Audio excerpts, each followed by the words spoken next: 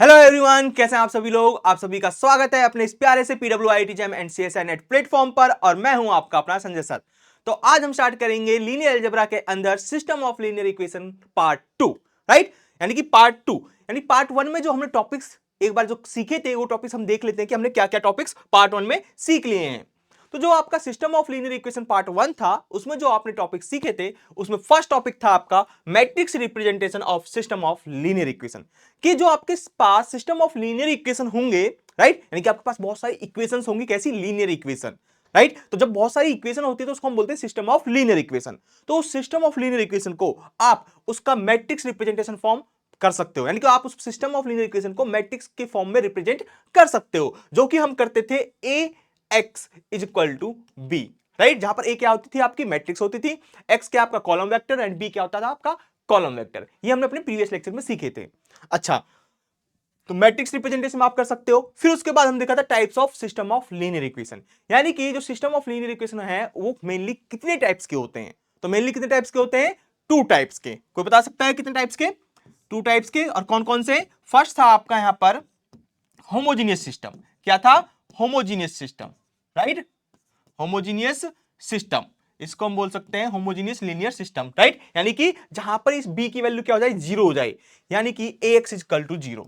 आप कह सकते हो AX is equal to 0, this is called the system of homogeneous linear equation. Right, homogeneous linear equation का होता है, या कह लो होमोजीनियस सिस्टम। एंड सेकंड था आपका नॉन होमोजीनियस सिस्टम। क्या होता था? Non homogeneous system. तो नॉन होमोजेनियस सिस्टम में क्या होता है भाई? नॉन होमोजेनियस सिस्टम में जो ये बी होता है ना वो आपका नॉन जीरो होता है, यानी कि AX is equal to B, जहां पर ये बी जो आपका कॉलम वेक्टर होगा वो आपका क्या होगा? नॉन जीरो कॉलम वेक्टर होगा, यानी कि जीरो कॉलम वेक्टर नहीं हो सकता। तो ये ऐसे सिस्टम को आप क्या बोलोगे? Non homogeneous system. अच्छा, ये तो हो गए टाइप्स। फिर हमने पढ़ा था row space and column space. क्यों row space and column space हमने क्यों जाना? हमें यहां पर इंपॉर्टेंट था यहां पर इस बी को जानना कि जो ये बी होता है कहां पर बिलोंग करता है आपका। अगर सपोज कोई M क्रॉस N की मैट्रिक्स है, ठीक है, तो ये बी कहां पर बिलोंग करेगा ये हमें पता होना चाहिए कि RM में बिलोंग कर रहा है या फिर RN में बिलोंग कर रहा है। ठीक है, ये हमें पता होना चाहिए। ठीक है, ये आपको करा दिया गया था, इसलिए मैं यहां पर हमने row space and column space क्या कराया था, एक बार रिकॉल कराया था कि कॉलम स्पेस क्या होता है एंड रो स्पेस क्या होता है। एंड फिर लास्ट में हमने सॉल्यूशन एनालिसिस, यानी कि सॉल्यूशन का एनालिसिस किया था कि जो आपके पास सिस्टम ऑफ लीनियर इक्वेशन होगा तो उसका सॉल्यूशन होगा या नहीं होगा। होगा तो यूनिक होगा या फिर इनफाइनाइट सॉल्यूशन होगा। राइट, ये हमने पूरा का पूरा सॉल्यूशन के बारे में एनालिसिस किया था लास्ट में। चलिए, तो ये हमारे टॉपिक्स हमने सीख लिए थे, यानी कि बेसिक कह सकते हैं, आपने एक तरीके से बेसिक थ्योरी सीख ली थी। अब इसी थ्योरी को किस तरीके से आप क्वेश्चंस में अप्लाई करोगे, नेट में, गेट में एंड जेम में। ठीक है, नेट, गेट, जेम एंड जितने भी आपकी अदर यूनिवर्सिटी के जो एग्जाम्स होते हैं उनमें भी। राइट, तो चलिए क्वेश्चंस प्रैक्टिस करते हैं हम आज के लेक्चर में। तो आज मेनली आपका जो आज के टॉपिक्स होंगे क्या होंगे? Question practice. Right, question practice of system of linear equation. और यहां पर जो हम प्रैक्टिस करेंगे ना क्वेश्चनों की, वो कैसे होंगे? आपके मोस्ट एक्सपेक्टेड क्वेश्चन, और कह सकते हो आपके PYQs होंगे। क्या होंगे? PYQs and most expected question of system of linear equation.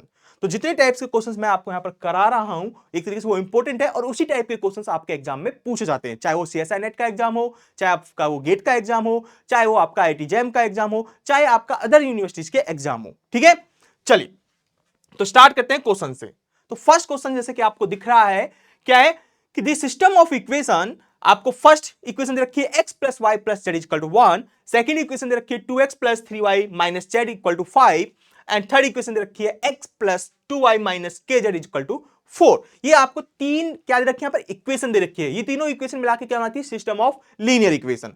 अब इस सिस्टम ऑफ लीनियर इक्वेशन में जहां पर बोल रखा है where k belongs to real number, क्योंकि यहां पर एक k वर्ड यूज हुआ है, ये k, तो ये k कैसा आपका? ये आपका एक रियल नंबर है। ठीक है, कह रहा है कि जो सिस्टम ऑफ लीनियर इक्वेशन है has infinite number of solution 4। तो जो ये सिस्टम ऑफ लीनियर इक्वेशन है वो क्या रख रहा है? इनफाइनाइट नंबर ऑफ सॉल्यूशन रखता है। ठीक है, और कह रहा है 4 k equal to 0, k equal to 1, k equal to 2 and k equal to 3। k की किस वैल्यू के लिए आपका system of linear equation infinite number of solution रखेगा, ये आपको यहां पर इस क्वेश्चन को सॉल्व करना है।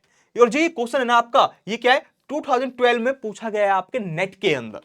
ठीक है, नेट के अंदर और जैम के अंदर भी इसी टाइप के क्वेश्चन पूछे जाते हैं, क्योंकि जो सिस्टम ऑफ लीनियर इक्वेशन ना उसका जैम और नेट में दोनों में एक मतलब कि कह सकते हो बराबर लेवल है। ठीक है, जिस लेवल का क्वेश्चन आपका जैम में होता है उसी लेवल का क्वेश्चन आपका नेट के अंदर भी होता है और अदर यूनिवर्सिटी के अंदर भी होता है, लेवल सेम है। तो जो क्वेश्चन आपका नेट का है वो आप उसको जैम की तरह समझ सकते हो, और जो जैम में क्वेश्चन आया हुआ है उसको आप नेट के लेवल का भी समझ सकते हो, ठीक है। तो मोस्ट इंपॉर्टेंट है। चलिए, तो किस तरीके से आप इस क्वेश्चन को सॉल्व करोगे, चलिए देखो यहां पर आप सबसे पहले इस सिस्टम ऑफ लीनियर इक्वेशन है, इसको मैट्रिक्स की फॉर्म में लिख लेते हैं। किसकी फॉर्म में? मैट्रिक्स की फॉर्म में। तो यहां पर आपको फर्स्ट, पहले मैं इक्वेशन यहां पर लिख देता हूं एक बार, ठीक है, फिर हम सॉल्यूशन करेंगे। तो सॉल्यूशन सबसे पहले आपको रखा है x plus Y plus Z is equal to, क्या है? x plus Y plus Z is equal to 1। तो ये आपके पास एक इक्वेशन, ठीक है। सेकेंड इक्वेशन क्या है यहां पर? सेकेंड इक्वेशन है यहां पर 2x plus 3y minus Z, 2x plus 3y minus Z is equal to 5।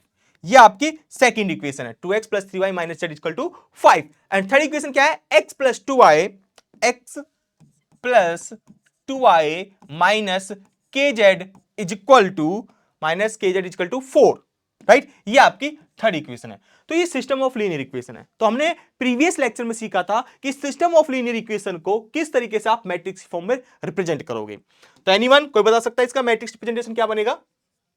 तो इसका मैट्रिक्स रिप्रेजेंटेशन बनेगा, देखो जो आपके यहां पर x के कोएफिशिएंट लिखना होता है आपको, जितने वेरिएबल हैं उतने आपके कॉलम्स बन जाते हैं, x y z, this is the a। ये आपका a बनेगा, जो x के कोएफिशिएंट है, y के कोएफिशिएंट है, z के कोएफिशिएंट है, क्योंकि यहां पर तीन वेरिएबल है। तो x का कोएफिशिएंट यहां पर क्या है?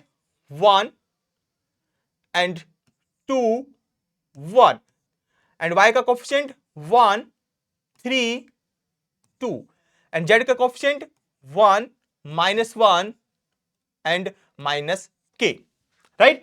This is the coefficient of x y z. और यहां पर जो आएगा, क्योंकि ये क्या है, ये मल्टीप्लाई होता है किसमें? X y z. ये आपका एक्स वेक्टर है। कैसे? 1 की, देखो इस मैट्रिक्स का मल्टीप्लीकेशन कैसे होता है? इस तरीके से और इस तरीके से, राइट। तो यहां पर क्या आएगा? 1 into x plus 1 into y plus 1 into z. तो क्या बनेगा? ये x plus Y plus z, वही बनेगा। और is equal to b. B यहां पर क्या है? जो आपका राइट हैंड साइड में है। राइट हैंड साइड में क्या है? 1 5 एंड 4।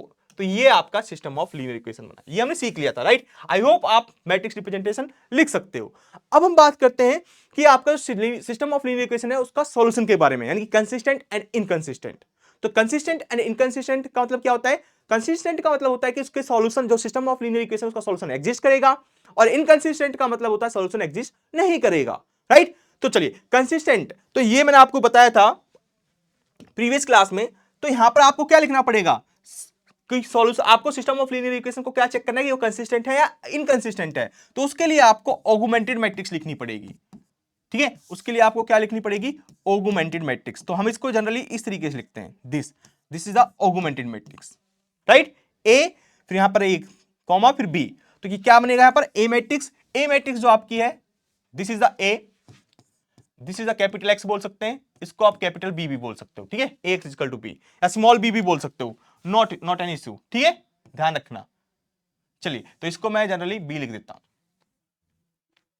तो यहां पर क्या है आपका? 1 1 2 3 -1 1 2 माइनस के, ठीक है, and b 1 5 and 4। This is the augmented matrix, ठीक है। तो सिस्टम कंसिस्टेंट कब होता है? सिस्टम कंसिस्टेंट होता है जब आपकी rank of augmented matrix is equal to rank of A. तो आपका सॉल्यूशन एग्जिस्ट करता है।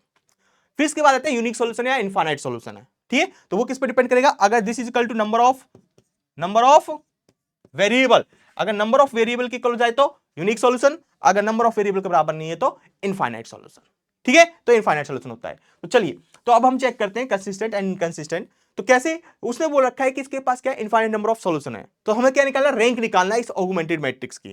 तो रैंक निकालेंगे इस ऑगुमेंटेड मैट्रिक्स की। तो चलिए इसकी रैंक निकालते हैं, तो क्या आएगी? तो यहां पर रो ऑपरेशन लगाते हैं हम, ठीक है, रो ऑपरेशन। तो इसको रो इक्विवेलेंट फॉर्म में लाएंगे। तो यहां पर मैं ऑपरेशन लगा रहा हूं कि जो R2 है उसको मैं चेंज कर रहा हूं R2 माइनस 2 टाइम्स R1। क्या कर रहा हूं change? 2 times R1, 2 times R1। तो आपकी जो मैट्रिक्स बनेगी वो बनेगी, फर्स्ट रो तो सेम रहेगी दिस। तो सेकंड रो में क्या करा है?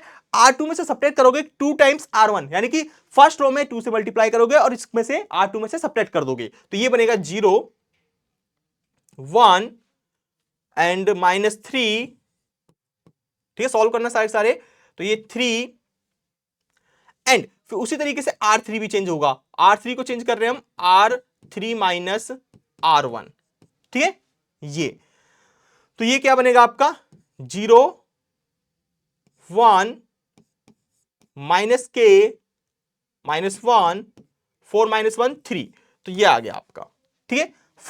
फर्दर इसमें क्या लगाएंगे, रो एक्लन फॉर्म रो ऑपरेशन लगाएंगे, तो रो ऑपरेशन लगाएंगे तो क्या आएगा, अब क्या लगाओगे, क्योंकि देखो हमें इस वाले को 0 बनाएंगे, तो इसको 0 बनाने के लिए क्या करना पड़ेगा आपको, R3 को चेंज करना है, R3 चेंज होगा R3 माइनस R2, तो ये बनेगा आपका, तो यहां पर 1 1 1 1 0 1 -3 3 0 0 और इसमें से सब्ट्रैक्ट करोगे तो -k, ठीक है, -1 और देखो -3 को सब्ट्रैक्ट कर रहे हो तो माइनस माइनस प्लस हो जाएगा, तो ये बन जाएगा आपका +3 -1 +3, तो ये बनेगा आपका प्लस का 2 डॉट, और ये बनेगा 3 -3 0 दिस, ठीक है, ये तो ये आ गई। अब आप ध्यान से देखो, तो देखो ये कॉमा से पहले जो ये कॉलम मैं ले रहा हूं, ठीक है, ये जो मैं ये डॉट डॉट ले रहा हूं, इससे पहले जो मैट्रिक्स वो आपकी ए और टोटल मैट्रिक्स आपकी ऑगमेंटेड मैट्रिक्स। तो अगर इस सिस्टम कंसिस्टेंट होना है, अगर सिस्टम को क्या होना है, कंसिस्टेंट होना है, तो यहां पर क्या होना पड़ेगा, for consistent system, for consistent rank of augmented matrix is equal to rank of A, ये होना पड़ेगा, ठीक है, ये होना पड़ेगा, बिल्कुल होना पड़ेगा। अभी यहां पर क्या है, देखो ए की रैंक कितनी है 3, अगर ये नॉन जीरो, अगर मैं -k+2 को नॉन जीरो लेके चलता हूं तो रैंक कितनी जाएगी, ए की 3, और पूरी टोटल ऑगमेंटेड मैट्रिक्स रैंक कितनी होगी, उसकी भी 3 होगी। इसका मतलब क्या है, अगर -k+2 की वैल्यू 0 हो जाए, 0 ये 0, तो क्या होगी इसकी, तब भी रैंक कितनी होगी, तब भी इसकी रैंक 2 होगी, ठीक है। तो दोनों केसेस में इसकी ये क्या है, कंसिस्टेंट आएगा, चाहे -k+2 आपका 0 हो चाहे नॉन जीरो हो, ठीक है, चाहे आपका ये 0 हो चाहे नॉन जीरो हो, तो इक्वल है, तो दिस मतलब सिस्टम क्या है, कंसिस्टेंट है। नाउ फॉर इनफाइनाइट सॉल्यूशन, ठीक है, तो ये है हर हाल में। अब आपका आता है for infinite solution, for infinite solution या यूनिक सॉल्यूशन। तो फॉर यूनिक सॉल्यूशन के लिए देखते हैं पहले हम, फॉर यूनिक सॉल्यूशन, अच्छा हमको इनफाइनाइट सॉल्यूशन चेक करना है, क्वेश्चन में गिवन है कि हमें इनफाइनाइट सॉल्यूशन के लिए k की वैल्यू बतानी है फॉर इनफाइनाइट सॉल्यूशन। तो इनफाइनाइट सॉल्यूशन कब आएगा, जब आपका, अगर देखो रैंक कब आएगा, for infinite solution rank of augmented matrix is equal to rank of, ये तो हो गया कंसिस्टेंट कि सॉल्यूशन एग्जिस्ट कर रहा है, और इनफाइनाइट सॉल्यूशन क्या होना चाहिए, not equal to number of column, number of variable, number of variable की इक्वल नहीं होना चाहिए। अगर नंबर ऑफ वेरिएबल के इक्वल होता, देखो यहां पर इसकी रैंक कितनी 3, अगर हम इसको -k+2 को नॉन जीरो लेके चलते हैं, नॉन जीरो लेके चलते तो रैंक कितनी है मैट्रिक्स की 3, ऑगमेंटेड मैट्रिक्स की 3, नंबर ऑफ वेरिएबल कितने आपके पास 3 x y z, ठीक है, 3 वेरिएबल है, तो इसका मतलब यहां पर यूनिक सॉल्यूशन होगा। तो इसलिए अगर इस -k+2 की वैल्यू 0 लेते हैं तो रैंक कितनी होगी, ए मैट्रिक्स की रैंक 2, ऑगमेंटेड मैट्रिक्स की रैंक 2, तो इसका मतलब दोनों की ऑगमेंटेड मैट्रिक्स एंड मैट्रिक्स की रैंक सेम है, यानी कि सिस्टम कंसिस्टेंट है and is not equal to number of variable, तो इसका मतलब यहां पर इनफाइनाइट सॉल्यूशन होगा। तो ये कब आपका आएगा, तो ये आपका आएगा भाई, तो इसका मतलब हो गया this implies -k+2 is equal to 0, इसको 0 होना पड़ेगा फॉर इनफाइनाइट सॉल्यूशन, अगर ये नॉन जीरो होगा तो आपके पास यूनिक सॉल्यूशन होगा। तो दिस इंप्लाइज k की वैल्यू कितनी आएगी, यहां से k की वैल्यू आएगी आपके पास 2, ठीक है, इस k को तो ले जाओ तो k इज इक्वल टू 2, तो k की 2 वैल्यू के लिए आपके पास क्या आएगा, इनफाइनाइट नंबर ऑफ सॉल्यूशंस आएंगे। तो आप देख सकते हो क्वेश्चन क्या, ऑप्शन कौन सा हुआ, k इज इक्वल टू, तो option C is the correct option. तो ऑप्शन कौन सा करेक्ट है भाई, सी, तो C option is the true. ये आपका नेट का क्वेश्चन है, इसी तरीके से जैम में भी क्वेश्चन बनते हैं, ठीक है। तो आई होप आप कर पाओगे, ठीक है, आपको अगर थ्योरी क्लियर है तो आप सारे क्वेश्चंस को कर पाओगे। चलिए अब बाकी क्वेश्चंस करते हैं। तो यहां पर चलिए, यहां पर आपको एक क्वेश्चन है कि एक मैट्रिक्स गिवन है ए एक कॉलम वेक्टर गिवन है b, then the system Ax equal to b over the real numbers. ठीक है, जो ए और बी है कैसे है, देखो ये मैट्रिक्स जो है ना ए एंड बी, ये आपके रियल नंबर्स की मैट्रिक्स है। तो इसका मतलब जो ए, जो यहाँ पर अल्फा है और ये बीटा है, अननोन है। यहाँ पर क्या है, अननोन अल्फा, यहाँ पर अननोन क्या है, बीटा। ठीक है, अपने आप में कैसे होंगे, रियल नंबर ही होंगे ये भी। ठीक है, ये यहाँ पर कहा है over the real number. Has no solution whenever beta is not equal to 7, an infinite number of solution whenever alpha is not equal to 2, and an infinite number of solution if alpha is equal to 2 and beta is not equal to 7, and a unique solution if alpha is not equal to 2। ये आपको solve करना है। ठीक है, ये solve कर लोगे आप सभी। चलिए मैं भी कराता हूं, आप भी सॉल्व करो साथ के साथ। ठीक है, तो यहां पर ए मैट्रिक्स है एंड बी मैट्रिक्स ये, तो डायरेक्ट हम ऑगमेंटेड मैट्रिक्स लिख लेते हैं। ठीक है, ए इक्वल टू बी के बारे में बात कर रहा है वो, तो डायरेक्ट ऑगमेंटेड मैट्रिक्स लिखते हैं। तो यहां पर क्या आएगी ऑगमेंटेड मैट्रिक्स, तो augmented matrix A and b, this is the augmented matrix. तो ऑगमेंटेड मैट्रिक्स यहां पर क्या है, फर्स्ट रो बनेगी 1 -1 1 1 -1 1। ठीक है, डॉट डॉट, पहले एक मैट्रिक्स लिख लेते हैं 1 1 1 1 1 1, एंड नेक्स्ट लास्ट रो है 2 3 alpha 2 3 alpha, and b matrix के यहां पर क्या है, बी है आपका 1 3 बीटा, तो 1 3 बीटा 1 3 बीटा। ओके, ये है। चलिए इसको पहले रो एक्लन फॉर्म में लाते हैं, फिर हम देखते हैं कि क्या आ रहा है। सबसे इजी है सिस्टम ऑफ लीनियर इक्वेशन को सॉल्व करना, बहुत इजी टॉपिक है। तो देखो यहां पर first row as it is, क्योंकि देखो फर्स्ट रो को तो आप चेंज ना करो तो ही बेहतर है। ठीक है, this first row as it is. अब आपको R2 को चेंज करना है, क्योंकि ये आपका पीवेट कॉलम बनता है। ठीक है, एंट्री आएगी पीवेट एंट्री, ये क्या आएगी आपकी पीवेट एंट्री फर्स्ट, इसके नीचे के 0, फिर सेकंड पीवेट एंट्री ये डायगोनली इसके नीचे का 0। बस इतना ही काम करना है, ये 2 0 बनाने हैं और ये आपको 0 बनाना है, क्योंकि 3x3 की मैट्रिक्स है। ठीक है, तो ये रो एक्लन फॉर्म में आ जाएगी। चलिए तो क्या होगा यहां पर, तो यहां पर जो चेंज होगा वो R2 चेंज होगा, R2 में R1 चेंज करोगे, एक R3 चेंज होगा। R3 में क्या चेंज होगा, R3 में 2 टाइम्स R1 कर सकते हो आप। ठीक है, 2 टाइम्स R1, तो करो भाई, R2 में R1 को घटाओ, सेकंड रो में फर्स्ट रो को 0 2 0, एंड ये घटाओगे तो 2, थर्ड में से घटाओ 2 टाइम्स, फर्स्ट रो में 2 से मल्टीप्लाई करो और फिर थर्ड रो में से घटा दो, तो 0, तो 2 से मल्टीप्लाई करोगे तो 2 एंड 3 घटाना है आपको, तो ये कितना बनेगा 5, यहां पर आएगा 5 अल्फा माइनस 2। ठीक है, सब्ट्रैक्ट कर रहे हो, ठीक है, अल्फा माइनस 2, एंड यहां पर आएगा बीटा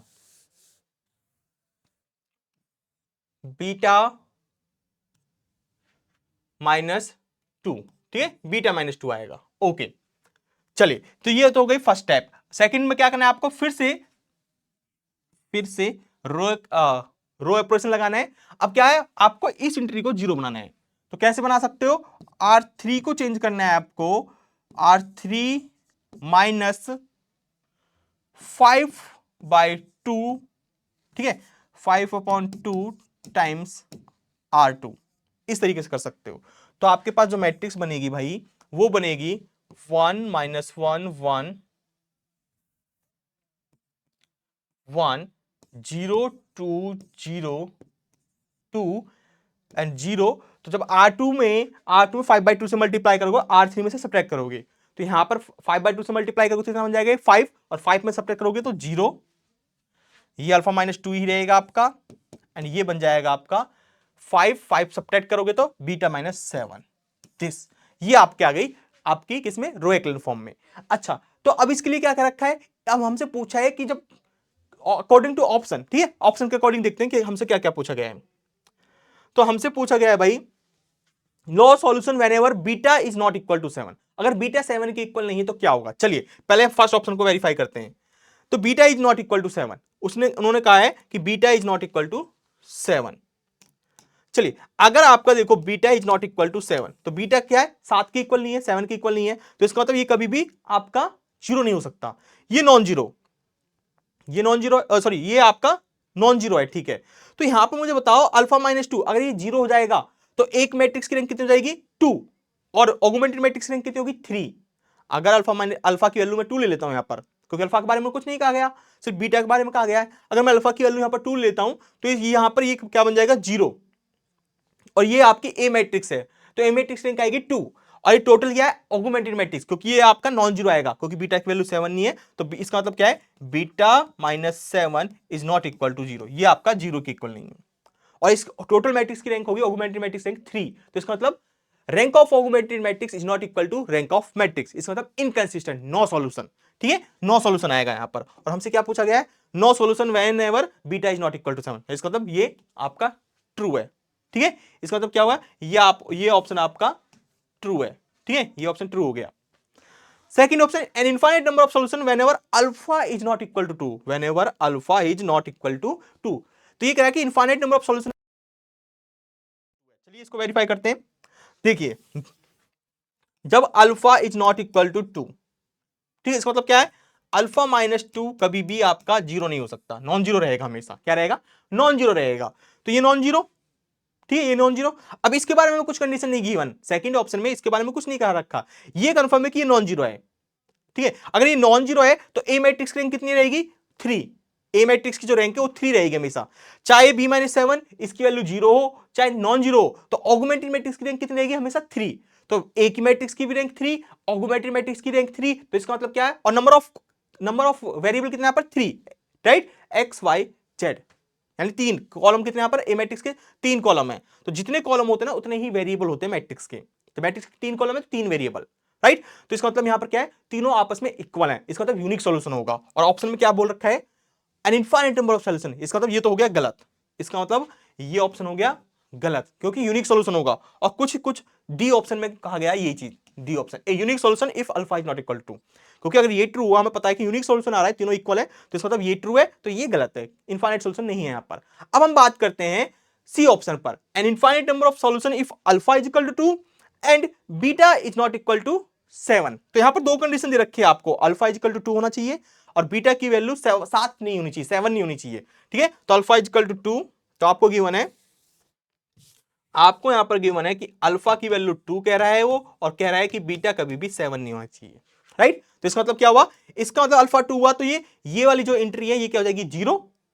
ठीक है, और बीटा माइनस 7, और ये क्या रहेगा नॉन जीरो, क्योंकि beta is not equal to 7, तो beta minus 7 not equal to 0, ये 0 है ये नॉन जीरो है, तो मैट्रिक्स की रैंक कितनी, क्योंकि 0 हो गया तो मैट्रिक्स रैंक आएगी 2, और ऑगमेंटेड मैट्रिक्स रैंक कितनी आएगी 3, इसका मतलब नो सॉल्यूशन, क्योंकि rank of augmented matrix is not equal to rank of augmented matrix या रैंक ऑफ मैट्रिक्स, दोनों आपस में इक्वल नहीं है। इसका मतलब सिस्टम कैसा आपका इनकंसिस्टेंट, मतलब there does not exist any solution. ठीक है, तो नो सॉल्यूशन, तो इस केस में आएगा नो सॉल्यूशन। और यहां पर क्या कह रखा है, an infinite number of solution if alpha is equal to 2 and beta is not equal to 7। ठीक है, beta is not equal to 7, तो beta is not equal to 7 आ रहा है, तो इसका मतलब infinite number of solution, right. Alpha is equal to 2, एक बार और देख लेते हैं, अल्फा की वैल्यू 2 है तो ये 0 बन जाएगा, ठीक है, और beta is not equal to 7, तो beta minus 7 is not equal to 0, ये नॉन जीरो रहेगा, तो ये नॉन जीरो रहेगा, तो ठीक है, तो नो सॉल्यूशन आ जाएगा इस केस में, तो इस केस में नो सॉल्यूशन। ठीक है, तो ये आपका गलत हो जाएगा, only A and C option, A and D option true होंगे, राइट। तो इस तरीके से ना आपसे क्वेश्चन पूछ सकता है, अल्फा और बीटा यहां पर कुछ भी दे सकता है, राइट। कोई एक के जैसे आपका फर्स्ट क्वेश्चन देखा था, तो इस टाइप के बहुत सारे क्वेश्चन बनते हैं जैम के अंदर, सीएसआई नेट के अंदर और गेट के अंदर। ठीक है, चलिए और क्वेश्चन प्रैक्टिस करते हैं, और किस टाइप का क्वेश्चन बन सकता है, तो आई होप ये आपको क्लियर होगा, राइट। तो चलिए, तो ये क्वेश्चन है आपका, let A is equal to this, A matrix आपको गिवन ये है, and a and b belongs to real number, choose the correct statement. तो बोल रखा है आपको करेक्ट स्टेटमेंट को आपको चूज करना है। देखो बहुत अच्छा क्वेश्चन है, इसको थोड़ा बहुत सोचिए आप। ठीक है, इस क्वेश्चन को सोचिए इतने कि आप किस तरीके से इसको सॉल्व करोगे।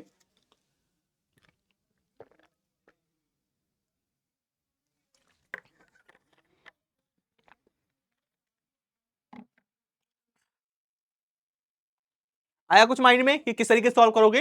चलिए, तो जिनका माइंड में कुछ आ रहा है तो बहुत अच्छी बात है, नहीं आ रहा तो मैं बता देता हूं आपको।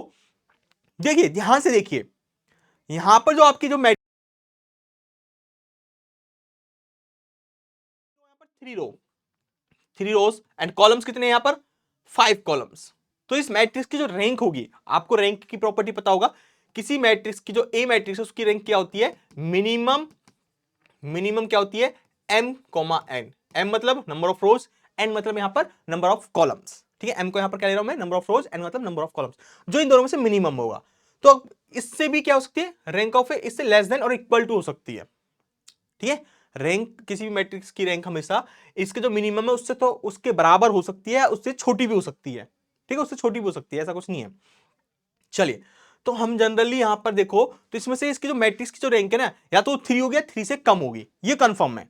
आप इस मैट्रिक्स को ध्यान से देखो तो इस मैट्रिक्स की रैंक कितनी है, इस मैट्रिक्स को ध्यान से देखो तो इस मैट्रिक्स रैंक कितनी है, first entry is pivot column, second row में ये entry pivot element, and third में ये पीवेट। तो इसमें मैक्सिमम आपकी क्या है, ये ऑटोमेटिकली देखो तो आपकी रो रिड्यूस एक्शन फॉर्म में है, राइट। तो इसका मतलब इसकी रैंक कितनी है, रैंक इसकी एग्जैक्टली 3 है। इस मैट्रिक्स की जो रैंक है वो एग्जैक्टली कितनी है, rank of this A matrix is exactly 3। ठीक है, एग्जैक्टली कितनी है, 3 है। ओके, अच्छा इतना 3 है, ये सबको क्लियर है। ओके, अच्छा ये आपकी 3x5 की मैट्रिक्स है, तो इसके क्रॉसपोंडेंस जो लीनियर ट्रांसफॉर्मेशन होगा, इसके क्रॉसपोंडेंस जो आपका लीनियर ट्रांसफॉर्मेशन होगा वो क्या होगा, क्या होता है, वो होगा आपका R5 से लेकर R3 पर, राइट। अगर देखो जिसको ये चीजें नहीं पता, मैं आपको पहले बता देता हूं, मैट्रिक्स रिप्रेजेंटेशन वाला चैप्टर देख लेना, ये आपका मैट्रिक्स रिप्रेजेंटेशन से समझ में आएगा कि अगर ये आपके पास क्या है, ये आपके पास एक लीनियर ट्रांसफॉर्मेशन है, तो इसके कॉरस्पॉन्डेंट जो मैट्रिक्स आएगी ए मैट्रिक्स, ठीक है, इसके कॉरस्पॉन्डेंट जो ए मैट्रिक्स आएगी वो कितने बाई कितने की होगी, या कितने क्रॉस की होगी, वो होगी आपकी जितना आपका कोडोमेन है वहां से आती है रो। कोडोमेन कितना है यहाँ पर, R3, तो इसकी डायमेंशन कितनी है, 3, तो आपकी रोज होंगी 3। ठीक है, यहां पर आपके डोमेन क्या, 5, R⁵, यानी कि 5 ट्रिपल्स वाला, तो यानी कि इसके में कॉलम्स कितने होंगे, कॉलम्स होंगे इतने इसके 5, तो 3x5 की मैट्रिक्स आपके पास आएगी निकल के।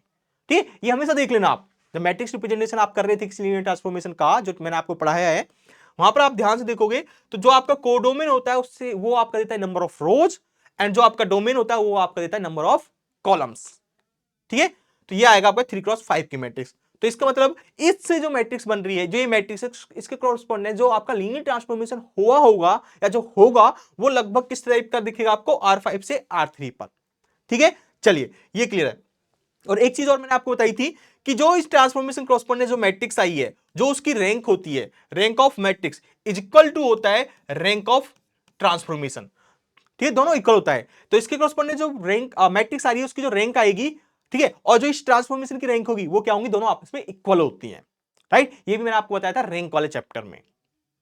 अच्छा, अगर ये चीज आपको याद है तो आप इस क्वेश्चन को इजीली कर सकते हो। कैसे, देखिए, तो यहां पर ये है, ठीक है, और आपको बोल रखा है कि यहां पर चलिए रैंक ऑफ यहां पर क्लियरली दिख रहा है 3 है। ठीक है, तो इसका मतलब ट्रांसफॉर्मेशन की रैंक कितनी है, 3 है। इसका मतलब ट्रांसफॉर्मेशन की रैंक भी कितनी हो गई, 3 हो गई। ट्रांसफॉर्मेशन की जो रैंक है वो भी कितनी हो गई भैया, 3 हो गई। ठीक है, अच्छा, तो एक रैंक नलिटी थ्योरम आपको पता होगा। ठीक है, रैंक नलिटी थ्योरम, तो रैंक नलिटी थ्योरम क्या कहती है कि डायमेंशन ऑफ टी, ठीक है, जो टी की डायमेंशन होगी ट्रांसफॉर्मेशन की वो किसकी इक्वल होगी, वो होगी आपकी रैंक ऑफ टी और नलिटी ऑफ टी। ठीक है, टी की जगह आप ए मैट्रिक्स भी लिख सकते हो, dimension of a matrix is equal to rank of matrix and nullity of matrix. ठीक है, तो वो टी लिखो या ए लिखो, हम ट्रांसफॉर्मेशन की हेल्प से कर रहे हैं यहां पर। अच्छा, तो यहां पर क्या है, अगर ध्यान से देखो आप, अगर ध्यान से देखो तो आपके पास डायमेंशन कितनी है, ट्रांसफॉर्मेशन डायमेंशन कितनी होती है, जो उसकी डोमेन होती है। ट्रांसफॉर्मेशन डायमेंशन कितनी होती है, जहां पर उसके डोमेन से एलिमेंट आ रहे होते हैं, तो डोमेन कहां से आ रहा है, R5 से, तो इस टी ट्रांसफॉर्मेशन डायमेंशन वो कितनी है, 5। तो डायमेंशन कितनी है इसकी, 5। ठीक है, 5, एंड रैंक कितनी है, रैंक कितनी है, 3 प्लस नलिटी।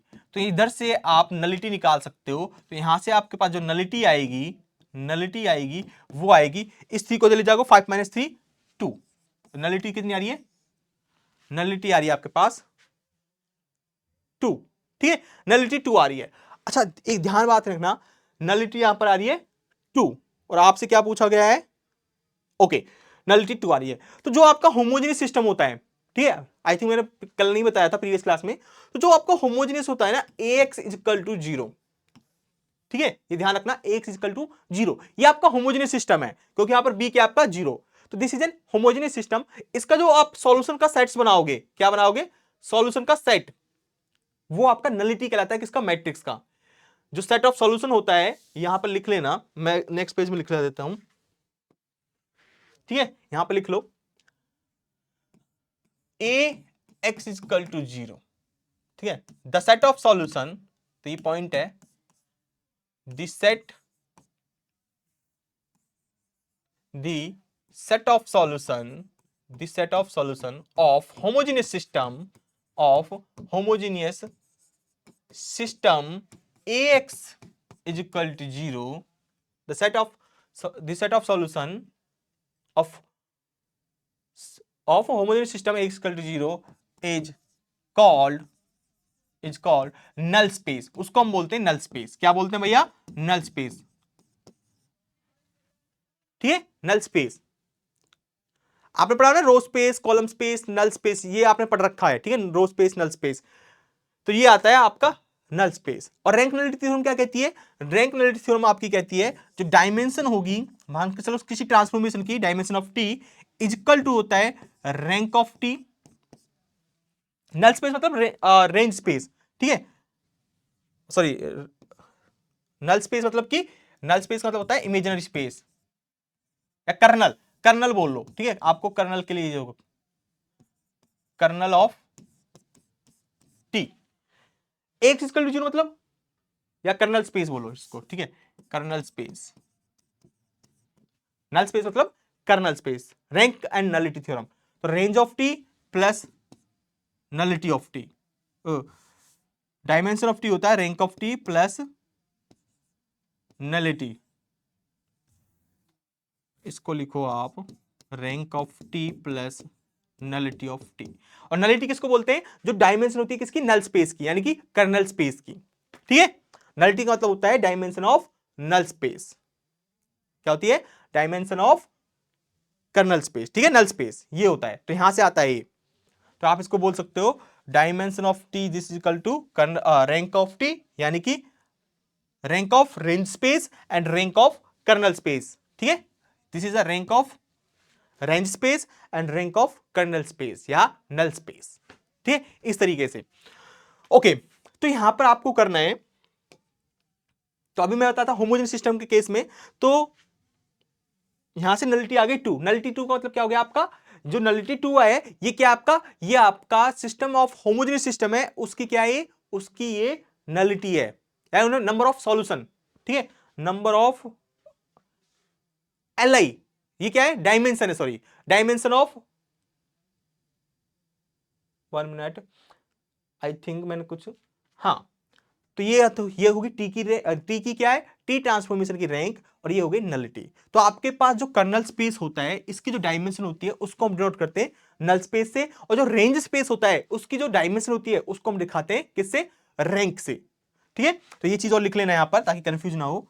तो जो रेंज स्पेस होता है, यहां पर मैं लिख देता हूं रेंज स्पेस, जो इसकी डायमेंशन होती है, डायमेंशन ऑफ रेंज स्पेस वो होती है रैंक, उसको हम लिखते हैं जनरली रैंक से, किससे बनाते हैं, रैंक।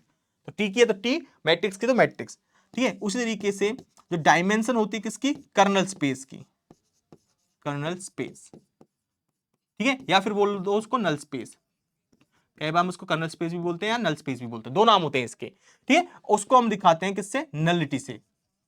डायमेंशन मतलब क्या है, नलिटी, नलिटी, ठीक है, नलिटी। इज इट क्लियर, ये ध्यान रखना, इसमें कंफ्यूज मत होना, बहुत से कंफ्यूज हो जाते हैं इसमें, ठीक है।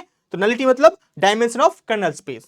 अच्छा, तो अभी हमने, और यहां पर एक चीज और रखना, नलिटी मतलब डायमेंशन ऑफ कर्नल स्पेस या null space, and kernel space क्या होता है, जो कर्नल स्पेस होता है वो क्या होता है आपका, set of solution of homogeneous system. Homogeneous system यानी कि जो होमोजेनियस सिस्टम है, एक इक्वल टू 0, जिसके सॉल्यूशन आ रहे हैं वो आपका क्या बोल रहा है, वो आपका होता है नल स्पेस के इक्वल, यानी कि कर्नल स्पेस के इक्वल, ठीक है। और इस नल स्पेस की जो डायमेंशन होती है, इसका मतलब नंबर ऑफ, इसके बेसिस क्या है भाई, डायमेंशन मतलब क्या होता है, बेसिस में कितने एलिमेंट है, बेसिस में जितने एलिमेंट होते हैं वो आपकी डायमेंशन कहलाती है। और बेसिस मतलब क्या होता है कि वो कितने एलिमेंट इसके एल आई है और कितने से ये स्पेस पूरा का पूरा जनरेट हो रहा है, ठीक है, बेसिस मतलब आप समझते हो, यानी कि जो आपका इसके सिस्टम ऑफ सॉल्यूशन, जो इस system of non homogeneous system of homogeneous system है, ठीक है, जो ये होमोजेनियस सिस्टम है, इसका सॉल्यूशन सेट आएगा, तो सॉल्यूशन सेट किन किन एलिमेंट से जनरेट हो रहा है, और वो एलआई भी होने चाहिए आपस में, तो वो कितने, दो एलिमेंट, ठीक है, किस केस में, इस क्वेश्चन के केस में। तो इस क्वेश्चन के केस में यहां पर जो x इक्वल टू 0 जो आपका होमोजेनियस सिस्टम होगा, उस केस में जो पूरा सेट ऑफ सॉल्यूशन आएगा होमोजेनियस सिस्टम का, और जो दो सिर्फ दो एलिमेंट से क्या हो जाएगा, जनरेट हो जाएगा, ठीक है। यहां पर इस नलिटी का मतलब ये है। ओके, अब आते हैं हम ऑप्शंस पर कि ऑप्शन क्या कह रहा है। देखो ऑप्शन क्या कह रहा है, there exist value of a and b for which the columns of a are linearly independent. ये कह रहा है कि क्या यहां पर a एंड b की वैल्यू एग्जिस्ट करती है, जिसके लिए for which the columns of a are linearly independent, जिसके लिए जो आपके कॉलम्स है ना इस a मैट्रिक्स से वो लीनियरली इंडिपेंडेंट हो जाए। जबकि देखो इस मैट्रिक्स की रैंक कितनी है, 3, और जो मैट्रिक्स की रैंक 3, जो जितनी मैट्रिक्स की रैंक होती है उतने ही नंबर ऑफ रोज होते हैं, उतने ही आपके पास नंबर ऑफ कॉलम्स होते हैं। तो यहां पर नंबर ऑफ कॉलम्स कितने होंगे आपके पास, 3 होंगे। चाहे आप देखो इस a और b की वैल्यू, ये जो a है आपका, ठीक है, जो a और b है, इस a और b की कुछ भी वैल्यू हो, ये हमेशा इसकी जो रैंक है ना वो 3 रहेगी। आप देख सकते हो a और b कुछ भी वैल्यू पुट कर दो, इस पर कोई डिपेंड ही नहीं कर रहा है, ये शुरुआत में ही 3 हो गए, ठीक है। तो ये लास्ट के जो दो कॉलम है इस पर तो a और b पर कुछ आया ही नहीं, राइट। तो इसका मतलब इसकी रैंक हमेशा कितनी रहेगी, 3। तो ये तो हो गया कि यहां पर कोई भी वैल्यू एग्जिस्ट नहीं करेगी जिसके लिए सारे सारे कॉलम्स क्या हो जाए, एल हो जाए, ठीक है, कोई भी वैल्यू एग्जिस्ट नहीं करेगी ऐसी। तो फर्स्ट ऑप्शन क्या हो गया, गलत। ये क्या कि एग्जिस्ट करेगी जिसके लिए एल हो जाए, नहीं कर रही भाई। Second, there exist value of a and b for which x is equal to 0 has x is equal to 0 as the solution। क्या यहां पर आपके पास एक ऐसा, ठीक है, क्या आपके पास यहां पर a और b की ऐसी वैल्यू एग्जिस्ट कर रही है, किसकी, a और b की ऐसी वैल्यू जिसके लिए जो होमोजेनियस सिस्टम है आपका x is equal to 0, इसके पास क्या हो, हैज 0 एज द सॉल्यूशन, कि 0 इसका सॉल्यूशन हो, क्या हो, 0 इसका सॉल्यूशन हो। क्या आपके पास a और b की ऐसी वैल्यू एग्जिस्ट कर रही है, ध्यान से देखो, नहीं कर रही, ठीक है। a और b क्या आपके पास एक ऐसी वैल्यू, ये करके देखना, यहां पर x को आप मान के चलना, क्योंकि इसमें x मल्टीप्लाई करोगे a और x, तो a x आपका a 3x5 का है, तो x कितना होगा आपका, कॉलम वेक्टर होगा 5x1 का, तो x1 x2 x3 x4 x5 ये आप मान के चलना, ठीक है। और इसकी निकाल के देखना आप ऑगमेंटेड मैट्रिक्स, ठीक है। फिर उसके जैसे आपने अभी प्रीवियस क्वेश्चन आपने सॉल्व किया सिस्टम ऑफ लीनियर इक्वेशन के, राइट, ऑगमेंटेड मैट्रिक्स की रैंक निकालना, उसी तरीके से इसको करना। इसके ना इनफाइनाइट नंबर ऑफ सॉल्यूशन आएंगे, और इसका जो इनफाइनाइट नंबर ऑफ सॉल्यूशन आ रहे हैं ना, तो इसका मतलब इसका जो सॉल्यूशन आएगा वो आपका नॉन ट्रिवियल आएगा। नॉन ट्रिवियल मतलब नॉन जीरो, ठीक है, नॉन ट्रिवियल मतलब नॉन जीरो। यहां पर x इक्वल टू 0 इसका जो सॉल्यूशन होता है, जो ट्रिवियल सॉल्यूशन मतलब है जीरो सॉल्यूशन, ठीक है, होमोजेनियस सिस्टम के लिए, और नॉन ट्रिवियल का मतलब होता है नॉन जीरो सॉल्यूशन, तो इसका हमेशा नॉन जीरो सॉल्यूशन आएगा। तो ऐसा कोई a और b एग्जिस्ट नहीं कर सकता जिसके लिए इसका जीरो सॉल्यूशन आ जाए, तो ये भी क्या आपका गलत हो गया, ठीक है, ये कर लेना आप। And for all values of a and b, ये कह रहा है कि ऑल वैल्यूज जो a एंड b की सभी वैल्यूज की, सभी जो वैल्यूज होंगी, all values of a and b, the rose of a, जो a के रो हैं, a मैट्रिक्स के रो क्या है, ये ऐसे और ऐसे 3 रो हैं, तीनों एलआई रो हैं, row of A span a 3 dimensional subspace, ये 3 डायमेंशनल सबस्पेस जनरेट करेगा, बिल्कुल करेगा, क्योंकि तीनों एलआई वेक्टर हैं, तो ये 3 डायमेंशनल को क्या करेगा, बिल्कुल, जो जिसकी ऐसा स्पेस को जनरेट करेगा जिसकी डायमेंशन कितनी होगी, 3 होगी, बिल्कुल सही हो, ठीक है। सिंपल लीनियर अलजेब्रा का लीनियर ट्रांसफॉर्मेशन के हमने केस में हमने ये पढ़े थे, वही चीज है यहां पर। And there exist values of A and b for which rank of A equal to, क्या ए बी की ऐसी वैल्यू मिल सकती है जिससे मैट्रिक्स की रैंक 2 हो जाए, नहीं कर सकती भाई, ऐसी ए की मैट्रिक्स आपके पास एग्जिस्ट नहीं करेगी ए और बी की जिसके लिए इसकी रैंक 2 हो जाए, तो ये भी आपका गलत है। तो ओनली ऑप्शन कौन सा ट्रू है, only option C is the correct option, ठीक है। तो ये इस क्वेश्चन इस तरीके से थोड़ा डिफिकल्ट लेवल भी बना सकता है, ठीक है, जो कि आपको देखो बेसिस से जोड़ दिया, डायमेंशन से जोड़ दिया, और किससे जोड़ दिया, आपका इस नलिटी से, यानी कि आपका लीनियर ट्रांसफॉर्मेशन से जोड़ दिया इस क्वेश्चन को। दिखने में आपको लगेगा सिस्टम ऑफ लीनियर इक्वेशन की तरह, लेकिन ये कहीं ना कहीं किससे जोड़ रखा है, आपका ट्रांसफॉर्मेशन से। इसकी हेल्प से आप इस क्वेश्चन को सॉल्व कर पाओगे। तो ऐसा भी कंबाइन कर सकता है, इतना डिफिकल्ट भी क्वेश्चन बन सकता है, लेकिन जैम में इतना डिफिकल्ट नहीं बनता, राइट, लेकिन बन भी सकता है, ऐसा नहीं है कि नहीं बन सकता, ठीक है, लेकिन नेट के अंदर तो ये बनता ही है, ठीक है, नेट का ही क्वेश्चन है। आई होप आपको समझ आ रहा होगा किस तरीके से। तो इसी की तरह क्वेश्चन जो है, तो कुछ इसी से मिलता जुलता हुआ कुछ क्वेश्चन है, ये वाला क्वेश्चन, ठीक है, जो प्रीवियस अभी हमने किया उससे मिलता जुलता। क्या कह रहा है, let A be 5x4 matrix with real entries such that Ax is equal to 0. This is a homogeneous system. If Ax is equal to 0 if and only if x is equal to 0. ठीक है, अच्छा ये क्या कह रहा है, जो आपका Ax is equal to 0 है कब, if and only if x is equal to 0. जब आपका x 0 ना तभी a into x की वैल्यू क्या है, 0. ठीक है, इसका मतलब जो सिस्टम ऑफ होमोजेनियस है इसका जो सॉल्यूशन होगा वो कौन सा सॉल्यूशन है, only 0 is the solution, if and only if x is equal to 0. तो ये होमोजेनियस सिस्टम है, इसका जो सॉल्यूशन है वो एक यूनिक सॉल्यूशन है, यानी ट्रिवियल सॉल्यूशन आ रहा है इसके पास. तो ट्रिवियल सॉल्यूशन आ रहा है इसका मतलब क्या हो गया, इसका मतलब यहां पर x 0 है. ठीक है, अच्छा ये ध्यान रखना. ओके, अभी के लिए क्यों इसके पास क्या है, ट्रिवियल सॉल्यूशन है. और जो ए मैट्रिक्स है वो आपकी 5x4 की मैट्रिक्स है. अच्छा, अगर किसी को सिस्टम ऑफ होमोजेनियस में जो सॉल्यूशन एनालिसिस किया था वो अगर आपको याद है, देखो जो होमोजेनियस सिस्टम होता है उसका सॉल्यूशन हमेशा एग्जिस्ट करता है, या तो जीरो सॉल्यूशन होगा यानी कि यूनिक सॉल्यूशन, या होगा इनफाइनाइट सॉल्यूशन. तो यहां पर कह रहा है कि इसका यूनिक सॉल्यूशन है only x is equal to 0. तो यहां पर हम जो इस मैट्रिक्स में निकालते हैं तो इसमें क्या पढ़ते थे हम, जो रैंक सिर्फ एक ही मैट्रिक्स की रैंक देखते थे, क्योंकि यहां पर ऑगमेंटेड मैट्रिक्स, क्योंकि b वो क्या है 0 है, तो यहां पर ऑगमेंटेड मैट्रिक्स की यहां पर जरूरत नहीं पड़ती. तो rank of a is equal to number of variable, अगर नंबर ऑफ वेरिएबल के इक्वल है, ठीक है, तो इसका मतलब यूनिक सॉल्यूशन. तो इसका मतलब क्या है, यूनिक सॉल्यूशन. ठीक है, और rank of A is not equal to number of variable, अगर वो नंबर ऑफ वेरिएबल के इक्वल नहीं है तो इनफाइनाइट सॉल्यूशन. ठीक है, तो इस केस में क्या होगा, इनफाइनाइट सॉल्यूशन होगा. तो यहां पर हमने इसने साफ कह दिया क्वेश्चन में कि x इक्वल टू 0, ये 0 के इक्वल है कब, इफ एंड ओनली इफ अगर x 0 है, सिर्फ अगर x 0 है तभी है, अगर ये इसके इक्वल है तो सिर्फ x इक्वल टू 0 होगा. तो यहां पर यूनिक सॉल्यूशन है. तो यहां पर कौन सी कंडीशन ट्रू हो रही है, फर्स्ट वाली कि यूनिक सॉल्यूशन दे रखा है. तो जब यूनिक सॉल्यूशन है तो इसका मतलब क्या हो गया, जो मैट्रिक्स की रैंक है वो किसके इक्वल होगी, नंबर ऑफ वेरिएबल के इक्वल होगी. किसके इक्वल होगी, नंबर ऑफ वेरिएबल के इक्वल. ठीक है, और यहां पर नंबर ऑफ वेरिएबल कितने हैं, यहां पर रोज 5 है एंड कॉलम कितने 4. तो जो कॉलम होता है मैट्रिक्स में वो कितने, उतने ही नंबर ऑफ वेरिएबल्स होते हैं. तो इसका मतलब यहां से क्लियर कह सकते हो आप, तो दिस इंप्लाइज जो आपकी मैट्रिक्स की रैंक है, rank is equal to number of variables. तो नंबर ऑफ वेरिएबल्स कितने यहां पर 4, तो मैट्रिक्स की रैंक कितनी हो गई, 4 हो गई. ठीक है, और वही आपसे पूछा है कि then the rank of A is. तो simple system of linear equations आप कह सकते हो A option is the correct option. ठीक है, A option is the correct. 4, rank of A is equal to 4. ठीक है, इस तरीके से आप इसको कर सकते हो, बहुत इजी क्वेश्चन है. जो आपको प्रीवियस क्लास में सिस्टम ऑफ लीनियर इक्वेशन का सॉल्यूशन एनालिसिस कराया ना, वो बहुत इंपॉर्टेंट समझना, वो अगर आपने समझ लिया ना तो सारे क्वेश्चन आप कर सकते हो इजीली. ठीक है, और बाकी क्वेश्चन प्रैक्टिस, उसकी एप्लीकेशन कैसे करने हैं वो मैं आपको बता ही रहा हूं यहां पर. नेक्स्ट क्वेश्चन है, let A be any m cross n matrix of rank n. ध्यान से देखना, यहां पर जो आपके पास ए मैट्रिक्स है उसकी जो ऑर्डर है एम क्रॉस एन का ऑर्डर है, मैट्रिक्स का ऑर्डर क्या है, एम क्रॉस एन, यानी कि एम रोज एन कॉलम्स. और साथ में क्या रखा है, जो इस मैट्रिक्स की जो रैंक है, रैंक ऑफ ए, वो कितनी दे रखी है, मैट्रिक्स ऑफ रैंक एन, इसकी रैंक एन है with real entries, choose the correct statement. अच्छा, रैंक कितनी है, एन है, और रैंक क्या होती है आपकी, मिनिमम.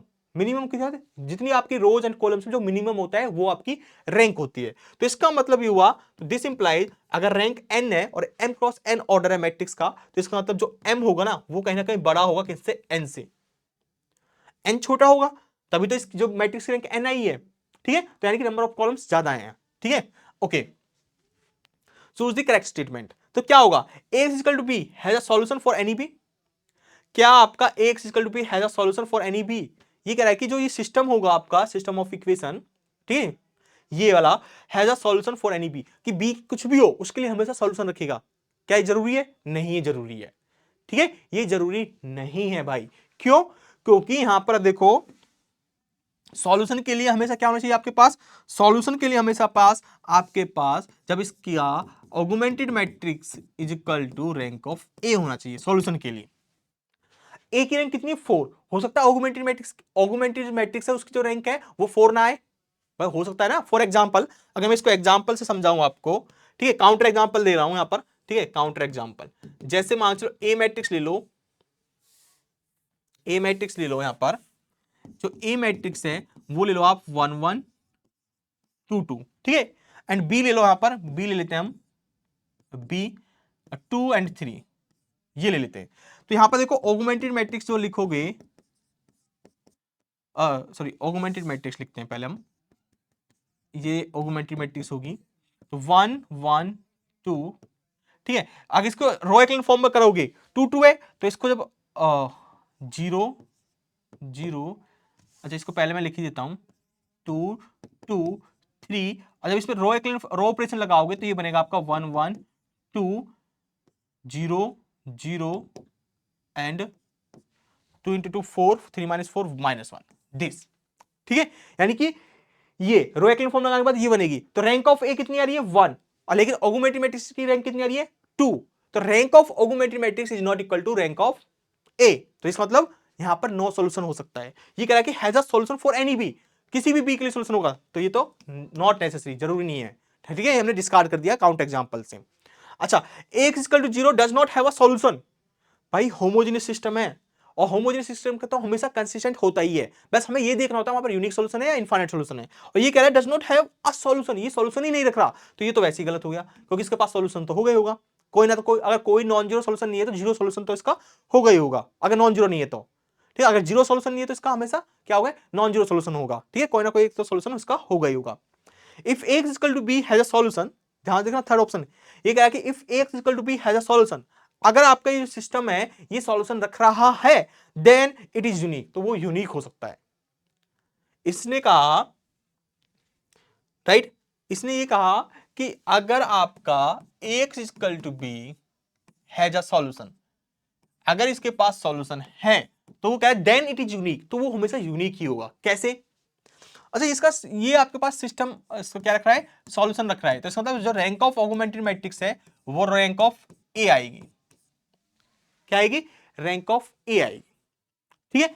अच्छा, मुझे ये बताओ, जो ए मैट्रिक्स थी यहां पर, हमने यहां पर क्या देखा था, ए की जो रैंक है वो कितनी है, एन है, ए की रैंक एन है, ठीक है, ए की रैंक एन है, और ये कह रहा है कि हैज अ सॉल्यूशन, अगर ये सॉल्यूशन रख रहा है तो इसका मतलब ये दोनों इक्वल होंगे, भाई सॉल्यूशन रखने का मतलब क्या, कंसिस्टेंट है, अब यूनिक है या नहीं है वो बात की बात है, तो इसका मतलब rank of augmented matrix equal to rank of A, और रैंक ऑफ ए कितनी है आपकी, रैंक ऑफ ए गिवन है आपको पास एन, कि जो ए मैट्रिक्स उसकी रैंक क्या है एन, और एन क्या है यहां पर, नंबर ऑफ वेरिएबल्स के इक्वल, क्या है, नंबर ऑफ वेरिएबल्स, तो नंबर ऑफ वेरिएबल्स के इक्वल, तो ये इसका मतलब क्या हुआ, ये क्या इंप्लाइज करता है आपका पास, rank of augmented matrix is equal to rank of A, and rank of A is equal to आ गया यहां पर नंबर ऑफ वेरिएबल्स, तो this implies this implies this implies this implies ax is equal to b has a unique solution, right?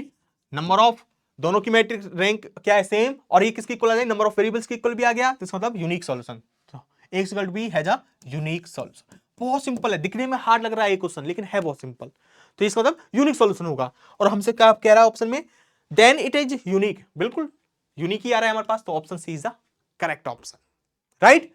And फिर fourth option क्या कह रहा है, y dash into A equal to 0 for some non zero y, y कैसा आपका non zero है, ठीक है, वेयर y डैश मतलब यहां पर क्या है, denotes the transpose of y का ट्रांसपोज, ठीक है, अगर y कॉलम वेक्टर तो वो रो वेक्टर बन जाएगा, y रो वेक्टर तो वो कॉलम वेक्टर बन जाएगा।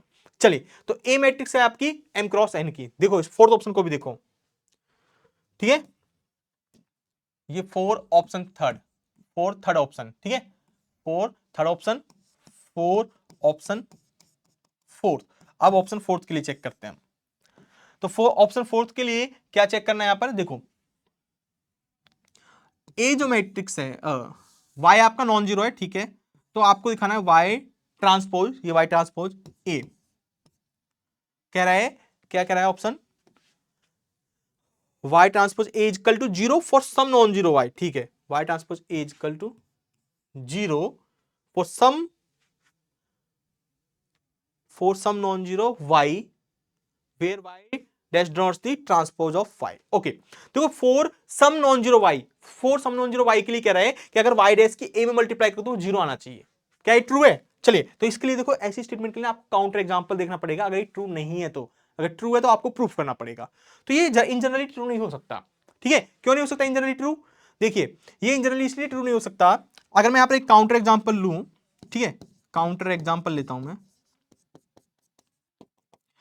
तो मैंने अगर यहां पर मैं y को लेता हूं, ठीक है, ये m क्रॉस n की मैट्रिक्स थी, y क्या थी आपकी, m cross n matrix, right, am I right, m cross n ही था ना, A matrix M cross N, ठीक है, एम क्रॉस एन। तो जो वाई ट्रांसपोज होगा वो कितने का होगा, इसमें मल्टीप्लाई होनी है तो वो लगभग 1 क्रॉस एम का हो रखा होगा, तभी तो इनकी मल्टीप्लीकेशन होगी, ठीक है, तभी इनकी मल्टीप्लीकेशन होगी, ठीक है। तो इसका मतलब वाई आपका एम क्रॉस 1 का होगा। तो मैं यहां पर वाई को लेता हूं, वाई को लेता हूं यहां पर एम क्रॉस 1 यानी कि एम रोज, ओके।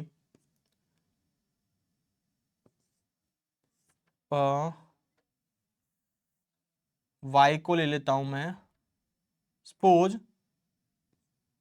अच्छा 1 0 लेता हूं तो क्या आएगा, एंड ए मैट्रिक्स को मैं लेता हूं ए मैट्रिक्स 1 1 0 0, और इसको मैं लेता हूं 1 1 1 ले लेता हूं, ठीक है। अच्छा तो यहां से देखिए दिस इंप्लाइज अगर मैं y का ट्रांसपोज करता हूं, y का ट्रांसपोज और a में मल्टीप्लाई करता हूं तो क्या आएगा, y ट्रांसपोज क्या आएगा, इसका रो वेक्टर बन जाएगा ये 1 1 और 1 1 0 0, इसमें मल्टीप्लाई करूंगा तो क्या आएगा, दिस, तो ये बनेगा, ये आपकी 1 क्रॉस 2 और ये 2 क्रॉस 2,